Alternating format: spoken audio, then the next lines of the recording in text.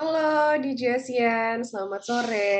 Selamat datang kembali di Health Talk di bulan September ya kali ini. Jadi kalau di bulan September ini highlight beritanya di mana-mana kalau misalkan baca berita online atau mungkin masih ada nggak sih berita koran masih ada ya. Itu pasti polusi Jakarta di mana-mana. Kalau kan kita lihat story teman-teman, eh, hebat ya, ternyata kita Jakarta peringkat satu di udara terburuk yang gak layak banget dihirup oleh manusia sebenarnya ya. Sempat turun ke peringkat tiga, ada Dubai, namun kembali menjadi juara bertahan di juara satu kalau Jakarta ya. Dan ternyata ini dampaknya nggak main-main di ASEAN. Beberapa di ASEAN juga mungkin ada yang merasakan tiba-tiba pulang batuk-batuk, nggak pakai demam, nggak pakai apa-apa, tiba-tiba batuk-batuk atau mungkin pilek-pilek karena polusi bukan nih ya, gitu loh. Nah nanti kan kita bakalan ngobrol langsung barengan sama Dokter Haryo dari IMC. Ini ahlinya dalam em, pernafasan ya. Kalau misalkan kan kita boleh bocorin dikit, Dokter Haryo, selamat sore. Selamat sore, apa Aku kabar mau semua? bacain sedikit Ya, biografi dokter, kalau ada yang salah dibenerin ya dok ya. silakan. Jadi tahun 2006 ini Dokter Haryo lulus dari UI ya, Fakultas Ya, Kedokteran ya dok ya. betul. Wah aku juga dulu sempat nyoba nih dok, tapi takdir berkata lain. Terus dokter ini tahun 2018 di Jasian, graduate from School of Medicine di Juntendo University Department of Respiratory Medicine Tokyo, betul dokter? Ya, Lalu betul. banyak banget juga ini paper-paper dokter yang udah dipublish di Journal of Visualized Experiment. Terus udah gitu juga ini ada yang ngomongin soal P19ARF exacerbate cigarette smoke induced pulmonary dysfunction, yang which is aku nggak ngerti bahasa medisnya dokter. Yang aku ngerti ini adalah semua tentang pernafasan. Iya, Lalu juga ini dari Faculty of Medicine University of Indonesia, ini Department of Pulmonology and Respiratory Medicine Jakarta, dan masih banyak lagi di JASIAN. Jadi emang dokter Haryo ini spesialis untuk bagian pernafasan respirator ya dok ya. ya respirasi. Ya, Respirasi termasuk kemarin waktu di Wisma Atlet ya dok ya. Dokter juga turun tangan ya iya waktu betul. COVID. Apalagi pas Nah, zaman Delta waktu itu. iya, Benar. Ya, perjuangan lah. Perjuangan iya kita dok ya. semua ya. Iya, Salut banget sama dokter nih, orang-orang terdepan yang ketika COVID semua pada turun tangan sama pasien-pasien langsung. Terima kasih banyak dokter. Kalau gitu, biar nggak lama-lama lagi di Jasian. Jadi kalau misalkan nanti ada di Jasian yang mau bertanya, seperti biasa boleh ditulis pertanyaannya di kolom chat. Nanti tiga pertanyaan pertama yang bakal dijawab sama dokter juga. Nanti bakalan dapat souvenir juga dari IMC gitu. Kalau gitu, teman-teman di Jasian, langsung aja dokter. Silahkan. ya. Makasih. Mohon izin, Mbak Dita ya. Iya Saya boleh dokter. screennya dari saya atau dari panitia ya? Dari kami boleh ya Mas Dian ya. Ya, dari tentang dibahas. Oke, Nah, biar dokter gampang, lebih gampang aja nih. Tinggal ngejelasin. oke. Ya, makasih banyak Bapak Ibu semua di Asia ya, DG Asian. DJ Asian Ya. ya. Ah, salam kenal, saya dengan Hario. Saat ini tadi sudah disampaikan ya, saya berpraktik di Rumah Sakit IMC. Kebetulan juga saya sebagai dosen ya, staf pengajar di Fakultas Kedokteran Universitas Indonesia di Departemen Paru ya. Jadi memang yang apa namanya, memproduksi ya atau mendidik para calon-calon dokter spesialis paru. Eh, Pada kesempatan sore hari ini kita akan sedikit sharing tentang topik yang memang relevan ya, relevan untuk kita bahas, yaitu mengenai polusi udara dan infeksi saluran pernafasan akut dan bagaimana nanti cara pencegahannya. Next slide boleh dibantu. Nah, nanti saya akan menyampaikan topik-topik saya, outline saya bagaimana tentang sistem pernafasan, kemudian pengertian dari ISPA, apakah gejalanya, bagaimana mencegahnya. Oke, next slide. Ya, jadi ini data ya dari WHO memang mengatakan bahwa penduduk dunia itu 92%-nya itu memang ya unfortunately ya, sayangnya kita memang masih terpajan atau terekspos dengan udara yang tidak bagus ya, yang kualitasnya buruk. Dan kita sebenarnya ada yang namanya AQI atau Air Quality Index yang itu memang merupakan suatu data yang memang sudah terstandarisasi di berbagai negara ya, yang memang bisa dijadikan patokan untuk mengukur kualitas suatu udara di daerah tertentu. Nah, memang untuk yang dikatakan tidak sehat adalah di atas nilainya 150. Dia itu memang mengukur berbagai macam polutan, tapi memang salah satu yang memang polutan atau zat yang memang bisa menimbulkan polusi itu yang memang amat penting adalah PM2.5 atau particulate matter 2.5 ya. Apakah itu? Itu merupakan suatu partikel ya yang memang eh, ukurannya sangat kecil sekali ya, 2,5 mikron ya, mikrometer.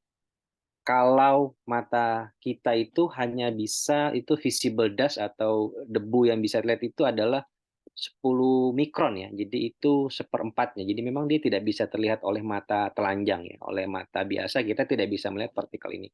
Dan justru partikel ini yang menjadi sumber polusi yang memang berbahaya buat manusia. Nah, polusi udara itu sudah terbukti memang berhubungan dengan gejala-gejala di pernapasan atau kelainan di pernapasan seperti ISPA, ya, asma, bronkitis, PPOK, dan kanker paru. Nanti saya akan jelaskan satu persatu. Next slide. Nah, ini yang tadi kita sudah bahas ya. Tadi juga Mbak Dita ya udah sampaikan juga di awal bahwa kita itu memang ya kalau ranking sih sebenarnya ranking yang bagus-bagus kita senang ya. Tapi kalau dapat ranking yang kurang bagus ya kita seharusnya patut bersedih ya. Tapi mau bagaimana lagi memang itu adalah kondisi yang memang kita harus hadapi bersama ya. Kalau kita lihat di sini ya dari warna hijau ke bawah itu warnanya yang lebih gelap itu memang dibuat seperti ini agar kita bisa mengetahui kondisi dari udara di sekitar kita ya. Kalau kita lihat yang dari hijau itu memang tidak ada risiko ya, tidak ada risiko kesehatan pada kondisi tersebut. Kemudian begitu naik ya, kalau kita lihat di kolom kedua PM2.5 itu itu menyatakan konsentrasinya ya dari PM2.5 itu, maka orang-orang yang memang sensitif itu bisa mengalami gejala pernafasan. Makin ke bawah ya, dikatakan di sini publik penduduk atau masyarakat yang lebih luas itu bisa ya, bisa bukan yang hanya sensitif saja. Jadi yang masyarakat biasa itu bisa mengalami gejala-gejala respirasi. Dan yang unhealthy itu yang memang 150 yang kita jadikan cut off, yang kita memang ya sempat naik turun sih ya, cuman saya rasa naik turunnya masih top 3, top 5 ya di dunia ataupun Jakarta di antara kota-kota lain juga masih memegang rekor juga. Nah, akan meningkat ya eh, meningkat kemungkinannya untuk terjadi gangguan di paru. Nah, kalau yang di bawah ini memang kondisi yang lebih buruk lagi ya. Beruntungnya kita memang tidak sampai ke bawah ini. Tapi kalau kita flashback ke beberapa tahun ke belakang, kita memang sering lupa ya ketika ada peristiwa hype di sosmed, kita ingat terus udah lewat berapa bulan atau berapa tahun lupa. Kita pernah mengalami yang namanya kebakaran hutan. Mungkin di Jakarta kita nggak terlalu merasakan, tapi saudara-saudara kita yang di daerah yang memang dekat dengan lokasi kebakaran hutan itu akan merasakan polusi yang lebih parah lagi.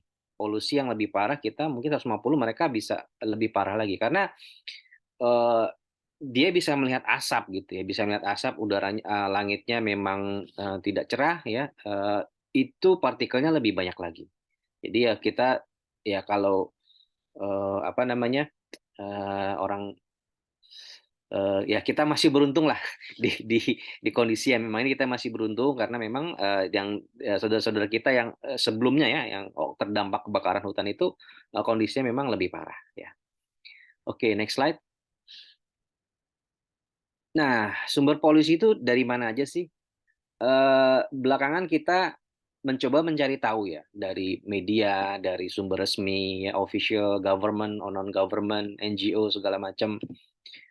Apa sih sumber polutan? Dan kita mencoba mempointers ya, mengerucutkan siapa kira-kira menjadi penyebabnya. Ya memang kebiasaan kita mencoba mencari tahu siapa sih yang salah gitu ya. Itu suatu kelaziman. Tapi kalau kita lihat di sini, semuanya memang berkontribusi. Semuanya berkontribusi untuk terjadinya polusi udara ini. Dari alam tadi sudah saya sampaikan, kebakaran hutan ya, baik yang tidak disengaja karena suhu atau kemarin yang baru kita lihat ya, ada yang pasangan yang mau melakukan foto prewed ya, simple sih, kemudian itu bisa mengakibatkan kebakaran hutan. Ya, kemarin itu mungkin masuknya kebakaran hutan, tapi tanamannya tanaman-tanaman yang memang pendek ya, tidak tanaman yang tinggi.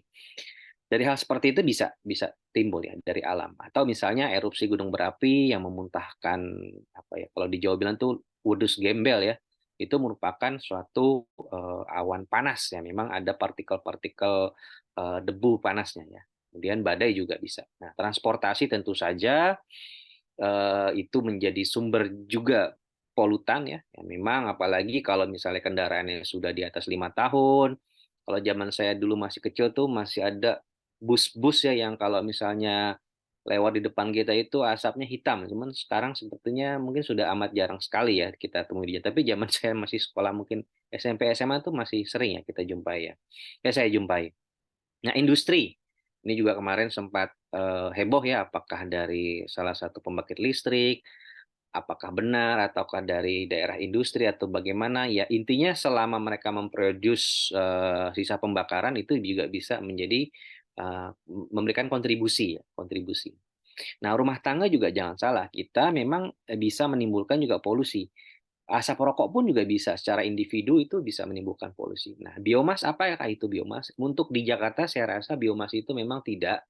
Tapi buat saudara-saudara kita yang memang di daerah ya, yang memang di daerah di remote area atau rural area ya di pedesaan itu memang masih ada yang menggunakan kayu bakar. Ya. Jadi saya pernah ikut dalam suatu penelitian kita mencari tingkat polusi pada apa namanya household rumah tangga yang masih menggunakan kayu bakar atau minyak tanah ya atau briket batu bara itu masih ada. Memang kalau di kota besar sudah tidak ada lagi, tapi kalau di pedesaan itu masih ada. Jadi itu juga bisa menjadi sumber polusi. Agrikultur tentu saja juga bisa menjadi sumber polusi ya. Oke, next slide.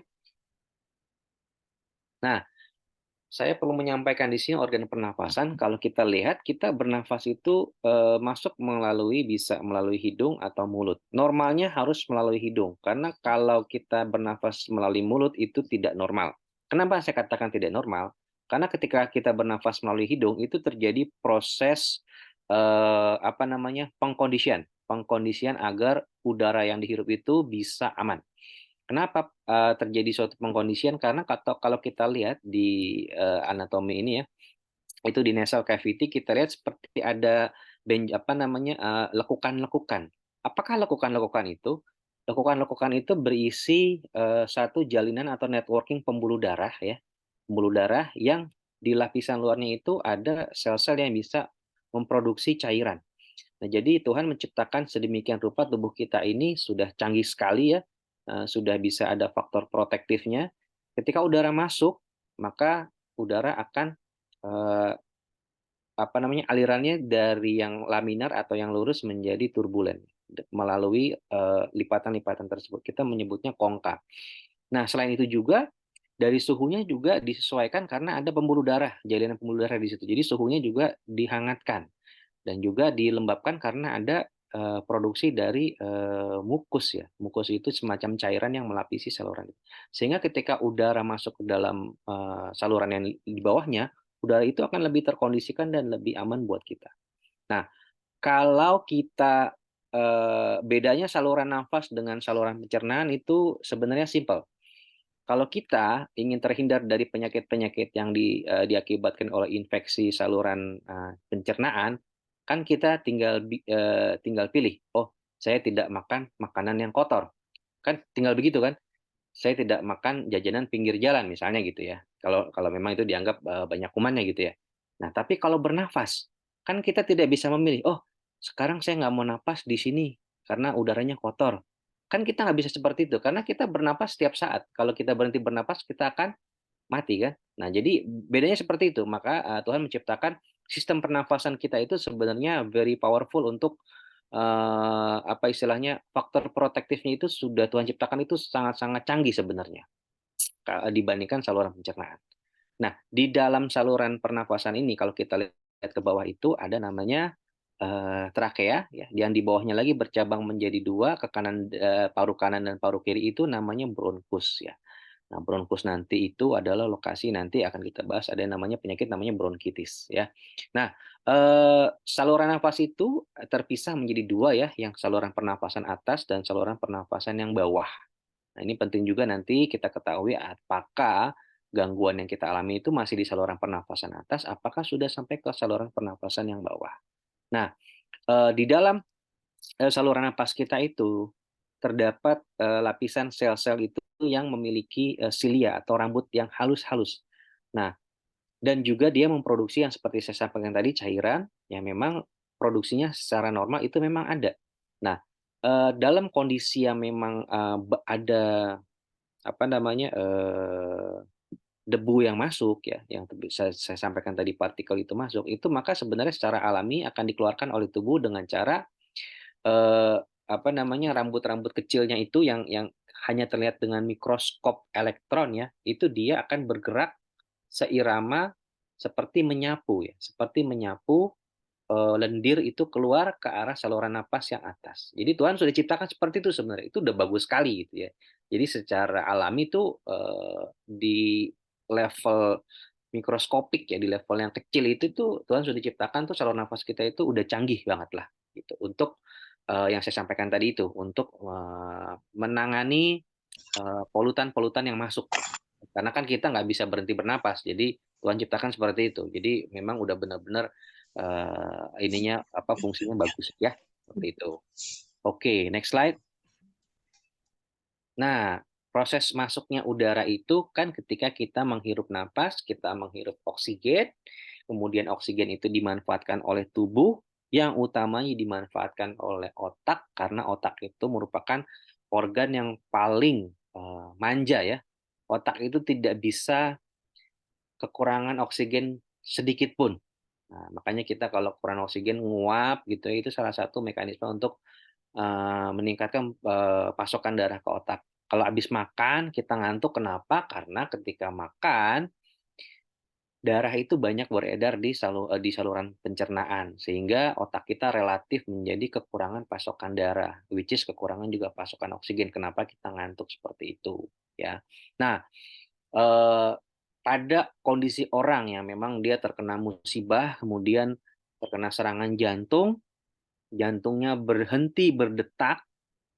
Kalau dia selama lebih dari 4 menit jantungnya tidak berdetak dan pasokan darah ke oksigennya, pasokan darah ke otaknya terhenti lebih dari 4 menit, itu sudah terjadi kerusakan di sel-sel otak.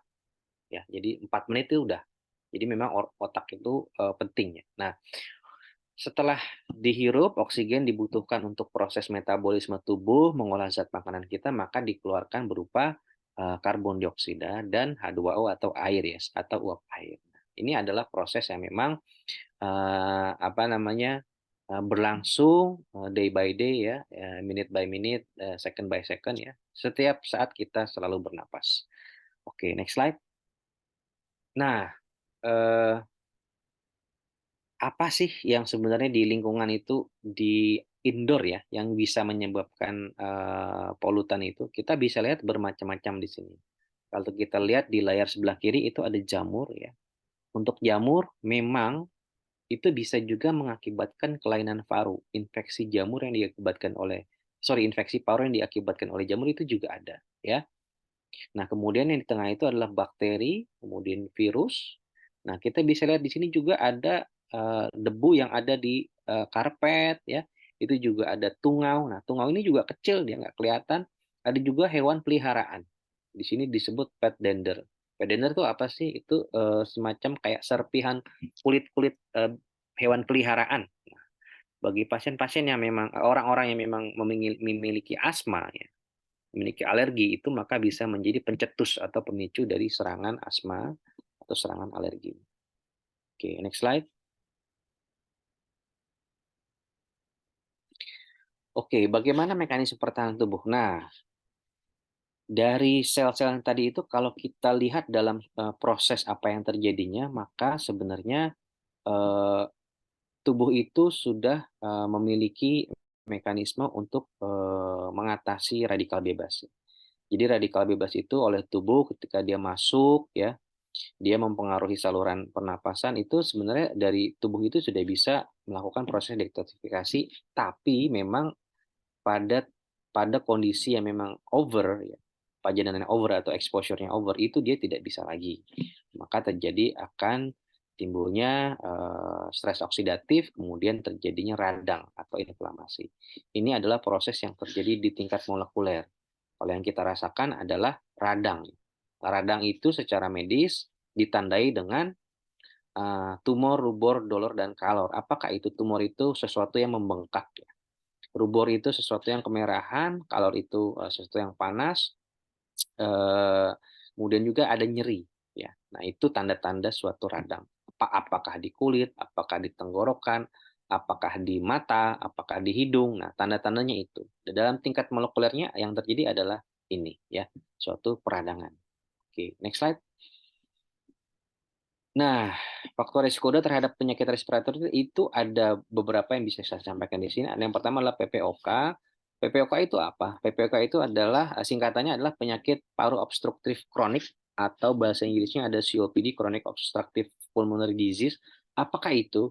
Simpelnya dia adalah penyakit yang diakibatkan oleh merokok, kebiasaan merokok yang lama ya. Yang lama biasanya muncul di atas usia 40 tahun dan gejalanya seperti apa? Gejalanya sebenarnya mirip asma. Pada waktu tertentu ketika dia kambuh, dia akan mengalami sesak napas, dan nafasnya bisa berbunyi ngikik. Begitu. Dan secara umum aktivitasnya dia sudah menjadi terganggu karena dia sudah mudah timbul sesak atau kalau orang awam bilang itu adalah ngos-ngosan. Itu adalah PPOK. Kalau ada kerabat kita, kenalan kita yang bilang, oh kakek ini kena asma, tapi padahal mudanya nggak pernah kena asma. Nah itu kemungkinan besar dia mengalami PPOK. Dan dia kebetulan juga itu memang perokok berat gitu misalnya. Itu adalah PPOK. Jadi gejalanya mirip sama asma, tapi dia bukan asma. Ketika serangan dia akan sesak nafas, nafasnya berbunyi ngikik ya, seperti nafas kucing ya, ngikik seperti itu. Itu namanya PPOK. Berikutnya pneumonia, radang paru-paru. Nah, pneumonia ini luas ya, radang paru-paru yang diakibat kalau infeksi ya. Nah, ada akibat bakteri, ada akibat virus ya, ada akibat jamur. Nah, untuk yang virus yang kita kemarin sudah alhamdulillah kita sudah lewati bersama ya, COVID ya, Delta lebih khususnya itu strain Delta itu sebenarnya termasuk sebagai pneumonia. Tapi karena dia suatu keadaan yang khusus, maka dia memiliki nama tersendiri dan menjadi bahasan tertentu ya di dalam bidang medis. Kemudian ada asma. Asma itu khasnya memang munculnya sejak kecil dan memang ada faktor keturunan ya dari ayah atau ibu atau kakek ya diturunkan secara genetik. Jadi kemungkinan kalau memang ada orang tuanya yang memang ada asma, anaknya bisa mengalami asma juga. Kanker paru. Kanker paru di Indonesia jumlahnya makin meningkat dan usianya juga makin muda dan memang masih related dengan rokok yang paling banyak kanker paru. Nah, sedihnya di Indonesia itu kalau seseorang diketahui terkena kanker paru, itu biasanya sudah bergejala dan kalau sudah bergejala biasanya stadiumnya sudah lanjut.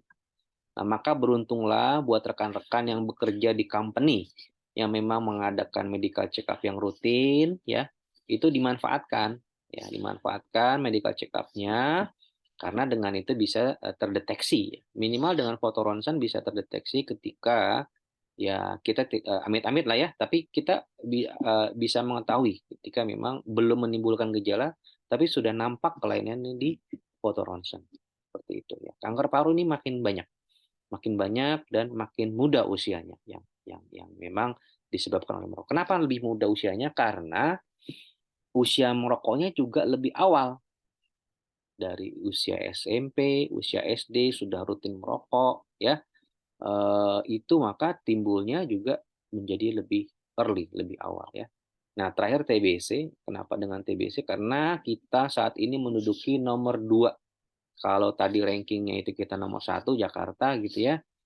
Kalau TBC se-Indonesia itu kita nomor 2 ya, setelah India.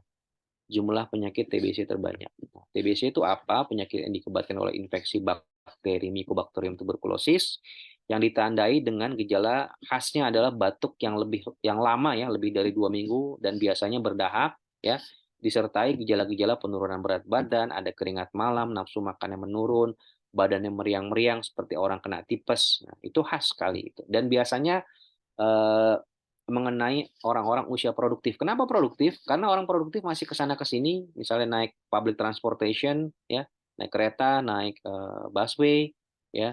Untungnya sekarang kita sudah terbiasa pakai masker, tapi kita sudah kembali ke nggak pakai masker, maka risikonya juga akan meningkat. Biasanya yang terkena TB ini karena daya tahan tubuhnya menurun, kondisinya drop, misalnya ngejar deadline, begadang sambil ngerokok, kena deh seperti itu ya. Oke, next slide. Dok, sorry. Ya, Kalau untuk TBC itu ya. ini sebenarnya tuh nular apa enggak sih, Dok? Ini kan dari dokternya langsung nih. Oke, Soalnya kan oke. Ya, ada ya. yang bilang nular, ada yang bilang enggak kan, Ya, Dok? ya, ya. Oke. Sebenarnya gimana sih? Oke, thank you pertanyaannya. Jadi gini, TBC itu kita harus anggap menular dulu sampai dibilang tidak. Kenapa? Karena untuk precaution, kita kan tidak tahu. Nah, kemudian nanti harus dipastikan dulu.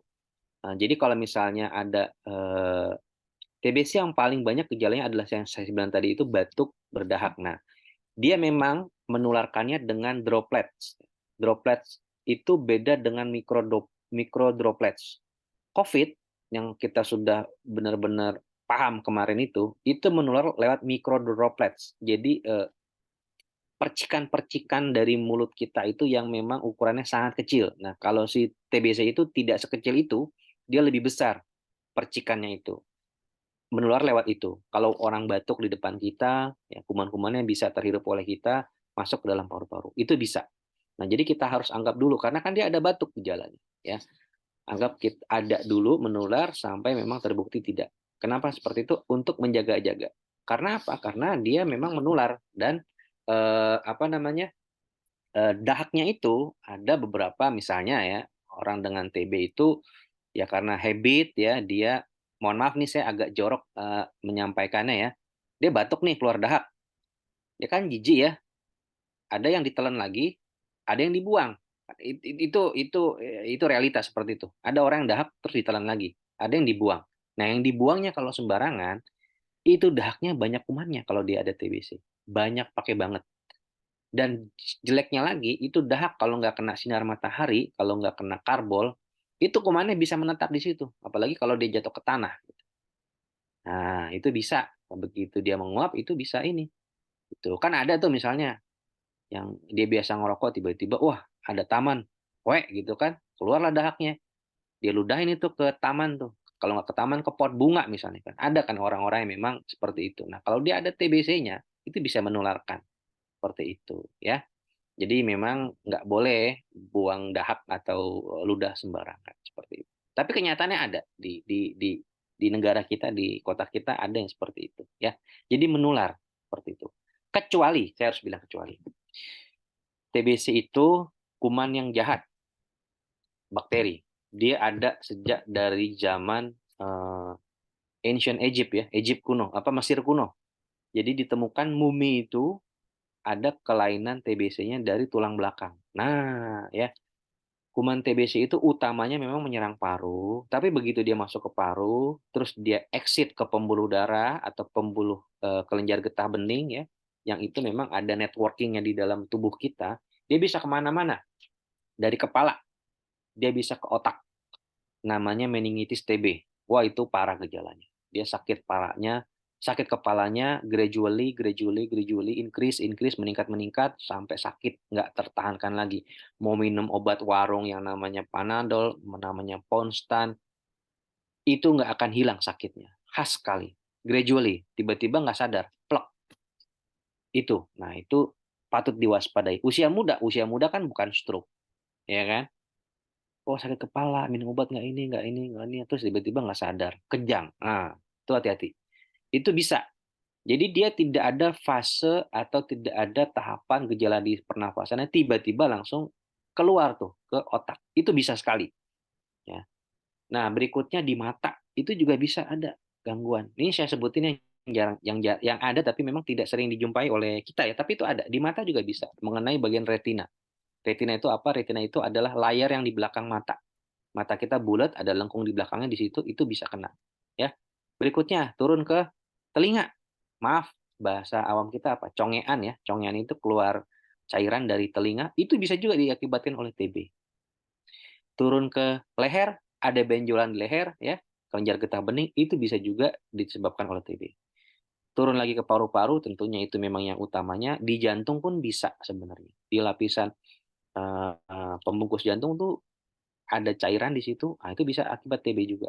Di perut, tentu saja bisa. Di usus. Oh, kalau udah kena TB di usus, itu nyeri perut ya, sakit sekali. Di ginjal bisa. Di saluran berkemih kita atau saluran kencing kita bisa juga kena. Di tulang belakang bisa. Ya, di sendi-sendi juga bisa. Jadi ini kuman memang ajaib ya, tapi jahat nih kuman ya. Makanya apa namanya?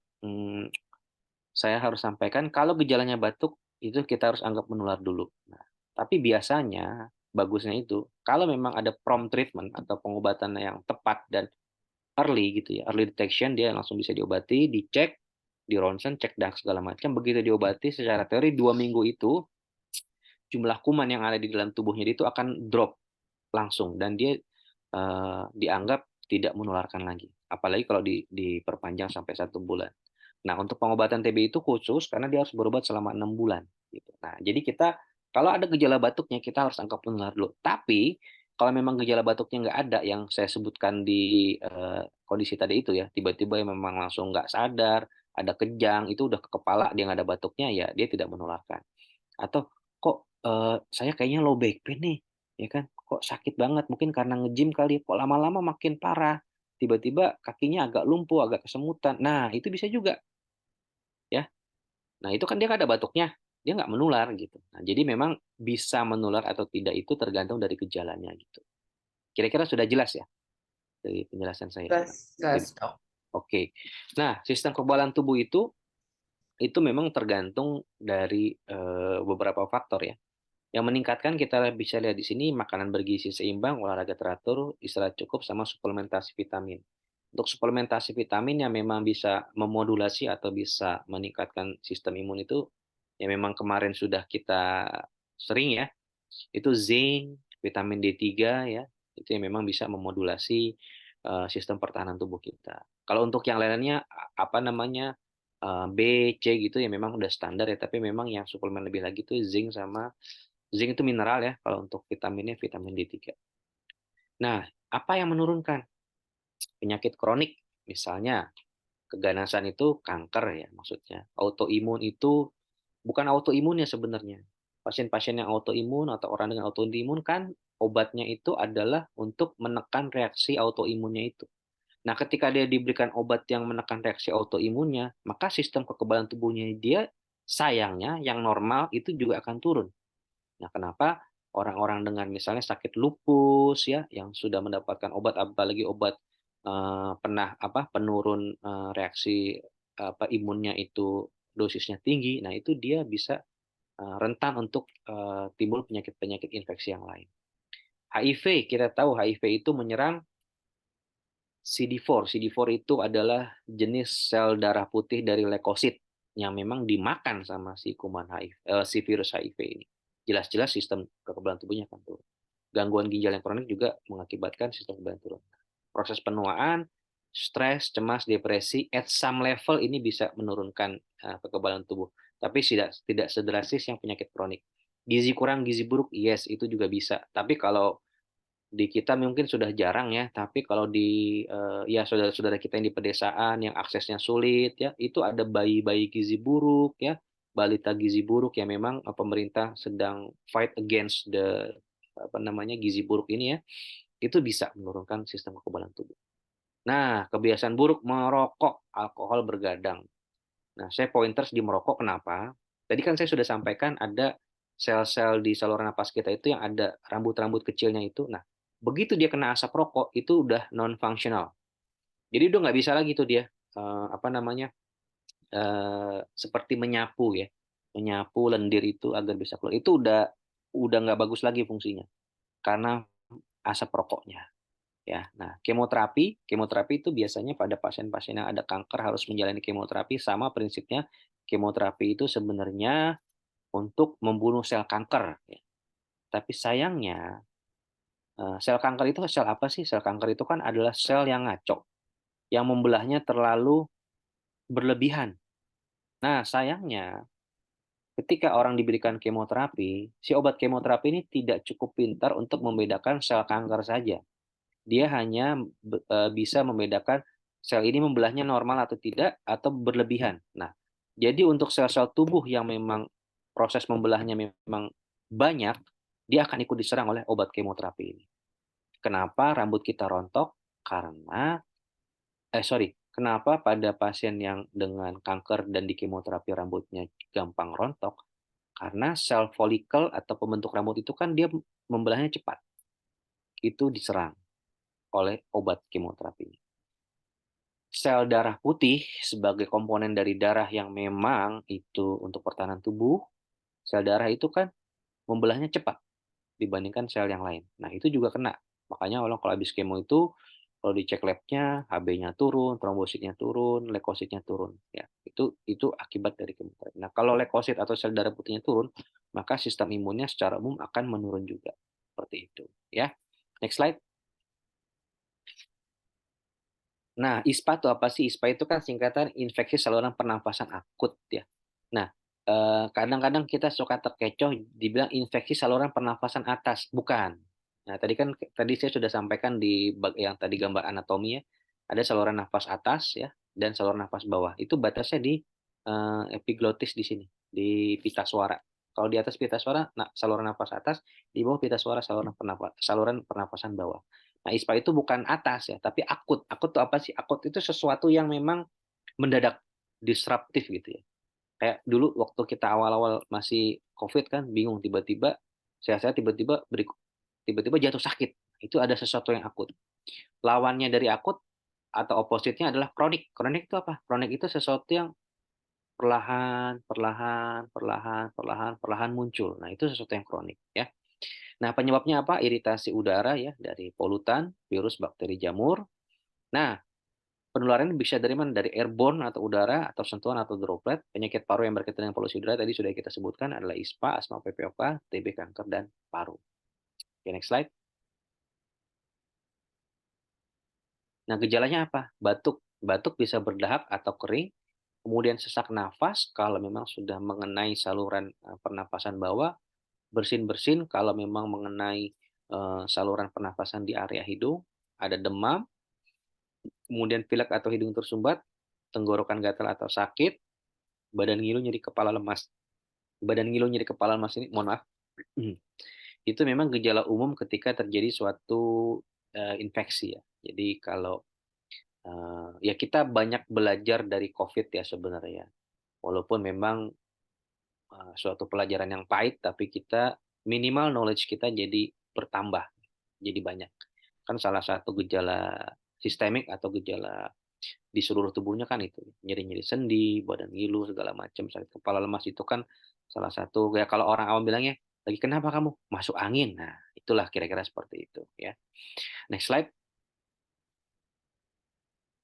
Nah, faktor risiko tadi sudah saya sampaikan, perokok aktif karena dengan rokok tadi sistem kekebalan di saluran pernafasan akan menurun. Orang dengan kekebalan tubuh yang rendah tadi ya, orang dengan penyakit komorbid. Nah, saya ada agak pointers di sini. Orang dengan penyakit gula atau diabetes mellitus itu harus waspada. Kenapa? Karena ketika gulanya tinggi itu akan menurunkan kekebalan tubuh dan dia mudah terkena penyakit infeksi ya. Dan yang dikhawatirkan adalah TBC pada orang-orang yang dengan gangguan diabetes. TBC itu by default secara umum menyerang orang yang usia produktif masih muda. Tapi kalau ada opa kita, oma kita, ya kakek kita, nenek kita yang ada sakit gulanya, waspadalah, waspadalah. Kalau dia ada gejala batuk-batuk, lama pula dikasih obat sembuh, kambuh lagi, ada gulanya, gulanya memang naik turunnya belum stabil, hati-hati bisa jadi eh, orang tua tersebut, orang usia lanjut tersebut terkena TBC. Udah sering kejadiannya ya, pasien-pasien yang memang sudah usia lanjut dengan gulanya tidak terkontrol, sering naik turun, gejalanya batuk, begitu di ronsen, paru-parunya sudah terkena TBC. Nah, ini anak yang lahir prematur juga sama ya, anak memiliki kelainan bawaan, bayi dan lansia ya. Nah, peningkatan risiko pada balita itu juga penting ya karena terkait dengan status gizi, imunisasi, ASI eksklusif, paparan asap selama kehamilan. Oke, next slide. Nah, bagaimana proses terjadi infeksi di dalam saluran napas? Patogen itu kan secara umum bisa dari virus, bakteri, bisa juga jamur, masuk melalui pernafasan di hidung, kemudian menginfeksi saluran pernafasan, sudah muncul gejala-gejala, kemudian tubuh kita menciptakan antibodi ya, tapi karena sistem imun kita lemah ya, dipengaruhi oleh berbagai faktor yang kita sudah sebutkan tadi, maka dia bisa kondisinya menjadi memberat ya.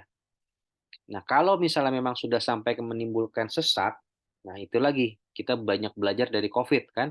Oh, COVID-nya kalau sampai saturasinya sudah turun, itu kan sudah bukan COVID ringan lagi. Minimal COVID-nya derajatnya sedang. Itu artinya apa? Artinya memang COVID-nya sudah mengenai paru-paru. Ya, jadi kalau ada gejala sesak nafas, itu bisa disimpulkan sudah mengenai paru-paru. Next slide.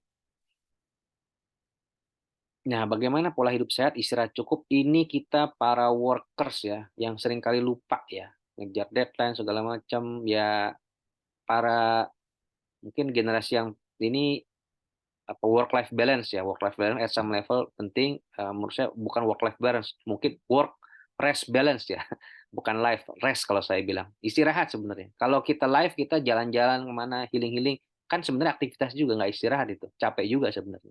Jadi kalau saya rasa yang lebih tepatnya mungkin bukan work life balance tapi work rest balance itu penting ya karena tidur itu pada saat kita tidur itu maka tubuh memperbaiki sel-sel tubuh yang rusak. Konsumsi makan bergizi yang seimbang itu penting, terutama untuk sayur dan buah-buahan. Next slide. Nah, untuk medical check up, kalau rekan-rekan ada fasilitasnya, mohon dimanfaatkan karena itu bisa mendeteksi secara dini ya, kalau ada kelainan-kelainan. Kemudian kondisi lingkungan ya, kita harus perhatikan ya, sirkulasi udara. Tadi yang saya bilang kuman TB itu kalau dia kena sinar matahari itu dia akan mati kumannya ya. Olahraga rutin setiap hari ya, bisa indoor atau outdoor. Kalau outdoor ini untuk saat ini kita harus be aware gitu ya. Kita harus cari waktunya atau kita pakai masker atau lokasinya yang memang masih aman ya. Next slide. Oke, kesimpulan polusi udara di beberapa kota Indonesia termasuk unhealthy ya kalau kita lihat dari AKI indeksnya itu ya. Kemudian juga dia mempengaruhi terhadap berbagai penyakit saluran nafas seperti ISPA, PPOK, pneumonia, asma, kanker paru dan TB.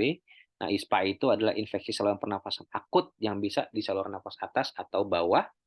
Gejalanya seperti kita ketahui, gejala respirasi dan ini dapat dicegah dengan pola hidup yang sehat. Oke, terima kasih. Next slide. Sudah selesai ini.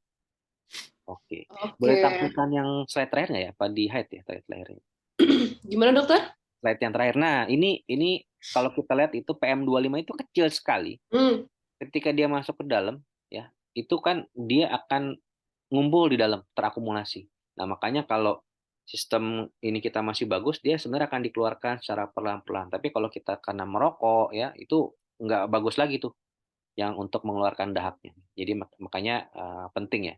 Di PM25 nggak kelihatan oleh mata kita karena dia kecil sekali, dia 2,5 mikron. Oke, mungkin bisa dilanjutkan dengan diskusi tanya jawab bila ada pertanyaan. Terima kasih. Boleh, terima kasih banyak dokter. Jadinya paham sekarang kenapa tiba-tiba di JSN suka batuk-batuk. Lagian kalau ngelihat keluar jendela juga kadang-kadang kan Ya, suka ketuker ya. Ini mendungkah atau ini polusikah karena abu-abu di luar dok? iya sih. Ya. Nah, ini ada pertanyaan dari Mas Mardi dokter. Ya, hidung sering tersumbat dan bersin-bersin. Solusinya gimana, Dok, selain dengan pola hidup sehat? Oke, ini saya boleh tanya lebih lanjut ya. Makasih Pak Mardi ya Mbak Dita. Jadi gini, eh manusia, eh, jadi gini, eh, bersin-bersinnya itu apakah sesuatu yang normal atau tidak? Maksud saya begini, Hmm. sesuatu yang normal itu adalah ketika misalnya kita bersin-bersin akibat suatu exposure ya atau suatu stimulan yang memang kalau dikasih ke semua orang, orang-orang akan bersin. Hmm. Misalnya pepper spray misalnya ya, pepper spray itu kan ya mungkin nggak bersin lagi, dia malah jadi berair ya. Manis. Itu kan kalau dikasih ke semua orang kan akan bersin ya Iya. responnya. Nah, kalau ke semua orang akan bersin artinya memang itu sesuatu yang wajar. Tapi ada yang namanya alergi atau atopi. Alergi itu apa atau atopi itu apa bahasa medisnya? Itu adalah respon yang berlebihan ya. Oke, ada tambahannya di awal kaki dingin. Nah, jadi gini, kalau misalnya AC disetel 20 derajat, oh dia kebanyakan orang tidak akan bersin, tapi untuk orang ini dia akan bersin misalnya. Oh, ada yang lagi masak gitu ya, masak bawang putih atau bawang bombay kan ada aromanya keluar, ya kan? Kalau master chef kan dia akan bersin-bersin kan, dia Hmm. hajar terus. Tapi ada Hmm. orang tertentu yang memang dia karena ada alergi atau atopi, dia akan bersin-bersin. Hmm. Ada orang nyemprot semprotan nyamuk, tidak perlu saya sebut mereknya. Ada yang wangi lavender, ada yang wangi jeruk, kan enak tuh ya. Hmm. Tapi kalau pada orang tersebut dia bisa aja muncul bersin-bersin. Nah, kita harus klasifikasikan dulu nih, apakah bersin-bersinnya untuk kondisi yang normal atau yang memang dia sensitif. Kalau dia memang sensitif, berarti dia secara karakteristik tubuhnya dia memang ada alergi atau ada atopi. Ya, Hmm. kalau ada atopi, berarti memang harus berusaha menghindari pencetusnya apa. Gitu. Kalau solusinya gimana? Tentu kalau misalnya memang personnya ini, misalnya Pak Mardi ini memang, oh dok ya saya memang gampang dok ya, gampang sekali dibandingkan orang lain untuk muncul bersin. Kena AC dikit, kena debu dikit, ya bersih-bersih dikit, saya langsung bersin-bersin. Nah, berarti secara karakteristik tubuhnya itu memang ada nama atopi atau alergi. Kalau udah kayak gitu, prinsip yang pertama untuk yang alergi itu memang dihindari. Ya, dihindari itu. Kalau misalnya memang udah, ya mau nggak mau memang dengan pengobatan. Nah, biasanya juga kalau yang sebelumnya dia nggak ada alergi dari kecilnya, tapi tiba-tiba muncul pada saat usia ini, coba dicari apakah ada infeksi-infeksi yang terselubung. Infeksi terselubung itu apa misalnya? Misalnya ketombean di kepala, misalnya ada gigi bolong tapi nggak pernah diperawat gitu ya, didiemin aja ada sisa makanan masuk, itu kan akan ada infeksi yang atau radang yang memang terjadi terus-menerus tapi tidak terlalu kelihatan. Nah, itu yang bisa mengakibatkan sistem kekebalan tubuh kita jadi ngaco, jadinya jadi alergi, jadi alergian. Nah, itu diberesin dulu. Kalau untuk perempuan, mohon maaf, saya harus sampaikan, ada keputihan. Kalau misalnya Hmm. perempuan ada keputihan ya, keputihannya nggak mengganggu tapi ada terus. Nah, itu juga bisa mengakibatkan respon tubuh yang berlebihan. Jadi ketika misalnya, oh dulu saya dari kecil nggak pernah alergian dok, pas udah sekarang aja nih alergian, coba deh dicari itu, apakah ada atau enggak. Atau misalnya ada infeksi di telinga, Hmm. Hmm. ya, yang memang ada tapi nggak terlalu ini, ya itu juga tolong diberesin. Hmm. Kira-kira seperti itu, ya. Nah, terus biasanya di awal dengan kaki Oke. dingin, kalau kaki dingin dengan bersin-bersin memang secara medis tidak ada hubungannya. Untuk kaki dingin ini bisa juga kalau saya bilang mungkin apakah kaki dinginnya berhubungan dengan suhu atau tidak itu perlu dipastikan.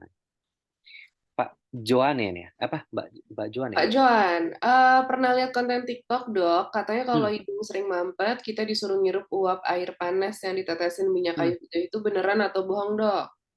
Secara medis itu tidak di apa istilahnya, tidak Sarankan. disarankan ya. Hmm. Kalau misalnya jadi kalau untuk medis itu kan memang medicine itu adalah medicine itu secara filosofi it's a poison actually, Hmm. but in certain dose ya, eh, obat itu kan sebenarnya racun pada Ya. dasarnya.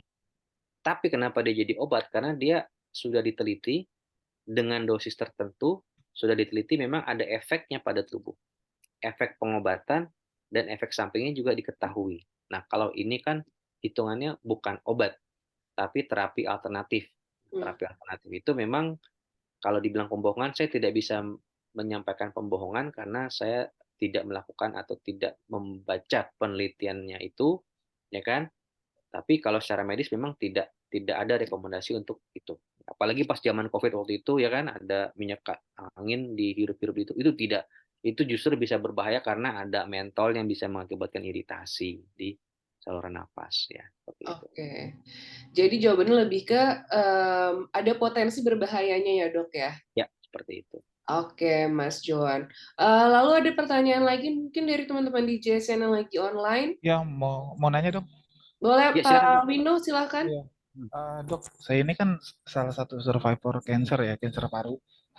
Waktu itu Oh, udah sempat stadium 4 juga tuh sudah akhirnya dioperasi. Nah, kalau dalam kondisi kayak saya sekarang ini, itu sebenarnya ada makanan yang dipantang nggak sih?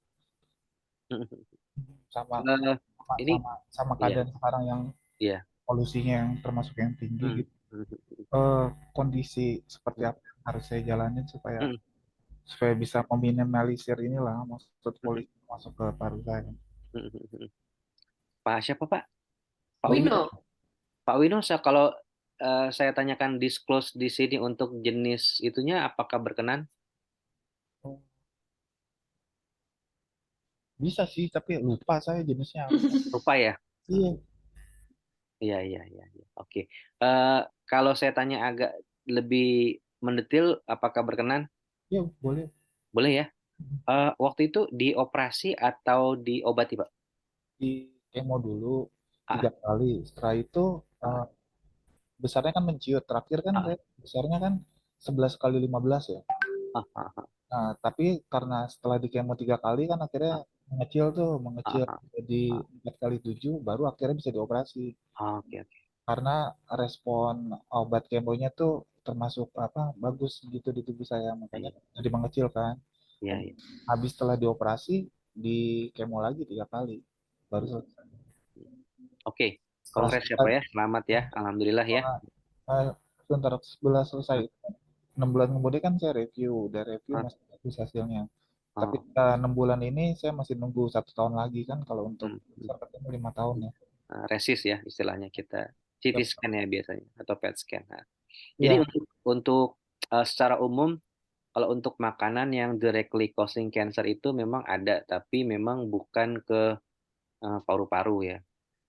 Ada namanya aflatoksin ya, jamur aflatoksin yang memang itu bisa memang scientific proven dia bisa mengakibatkan kanker yang di hati atau di liver. Ya. Kalau makanan ya ada namanya aflatoksin. Nah, yang lain-lain itu kita sampaikannya itu bersifat karsinogenik.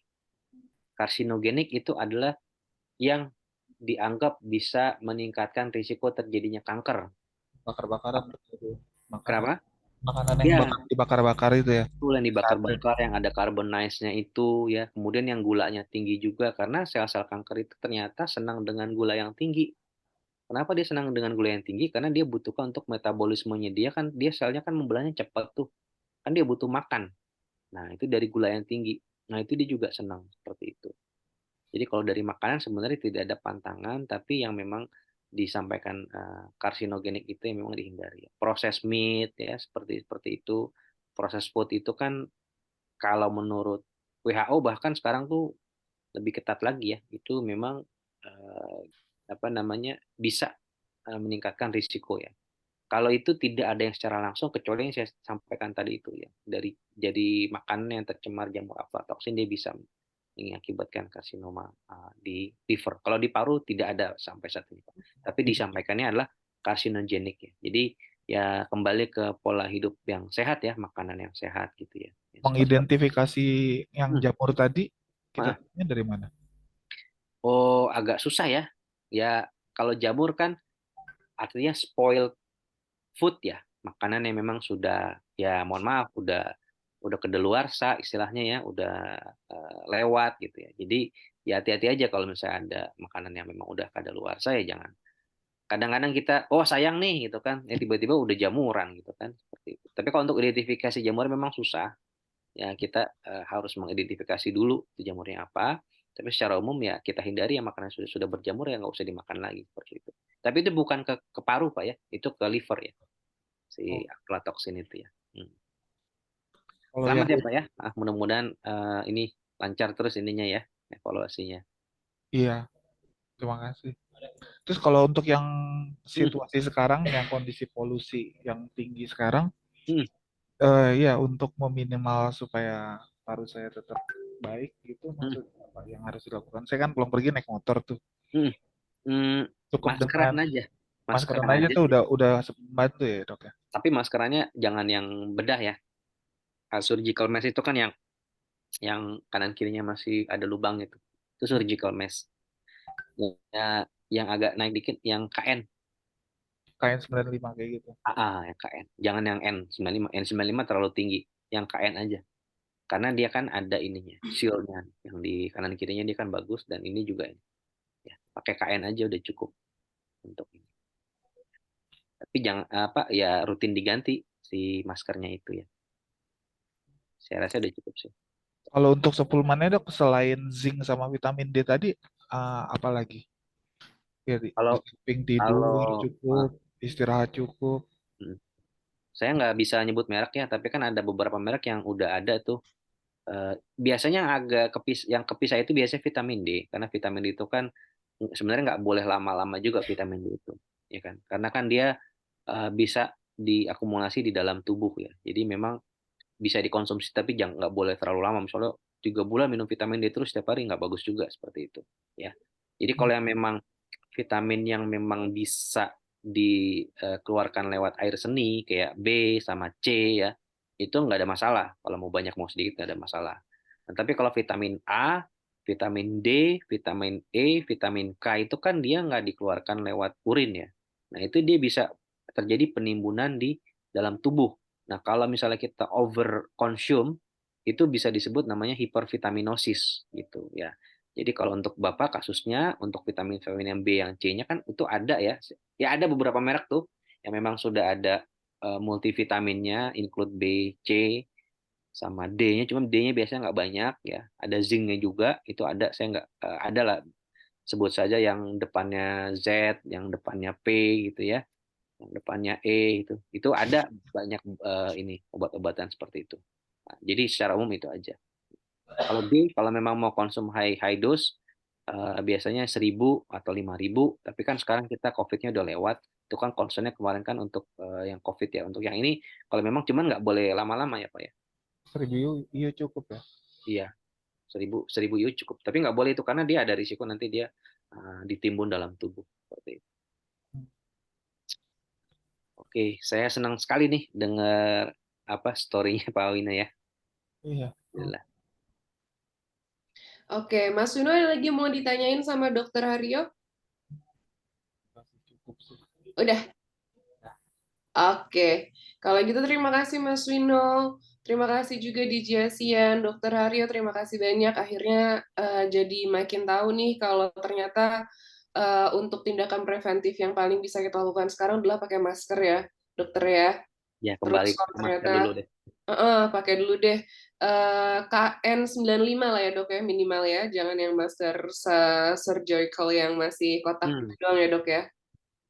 Oke, kalau gitu nanti untuk Mas Wino, Mas Muhardi, sama Mas John River boleh hubungin Korkom untuk kenang-kenangan dari IMC-nya. Dan kalau gitu dokter, terima kasih banyak udah berbagi ilmu sama kita, udah meluangkan waktunya untuk ngobrol-ngobrol barengan sama DJ Asia juga dokter. Ya, makasih banyak Mbak dan rekan-rekan di Asian. Iya dokter, kalau gitu boleh ya kita foto dulu sama teman-teman di JSC yang lain yang lagi online. Ya, Jangan lupa teman-teman di JSC kalau udah mulai batuknya lama, lama tuh berapa lama ya dok? Lebih dari 2 minggu kah? lebih dari 2 minggu. Hmm. Nah langsung cari dokter Haryo ke IMC ya dok ya.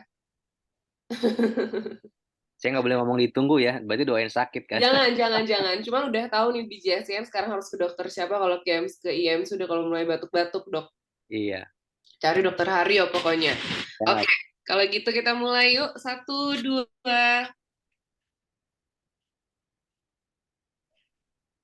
Sekali lagi kah? Ya, sekali lagi. Oke. Oke, 1, 2. Mbak boleh izin IMC 3 jari? Oh, Oh, boleh boleh. dong. Ayo, Boleh dong. DJ. Gini Begitu. nggak sih, Mbak? Iya, kayak huruf E. Oke, kanan. Oke. Oke, Satu. 1, 2. Oke. Cakep. Dapat, Mbak? Sip. Cakep. Oke, kalau gitu sekali lagi terima kasih banyak dokter. Semoga nanti nextnya kita bisa ngobrol-ngobrol lagi barengan sama dokter. Ya, Teman-teman di JSN juga terima kasih banyak ya sudah meluangkan waktunya.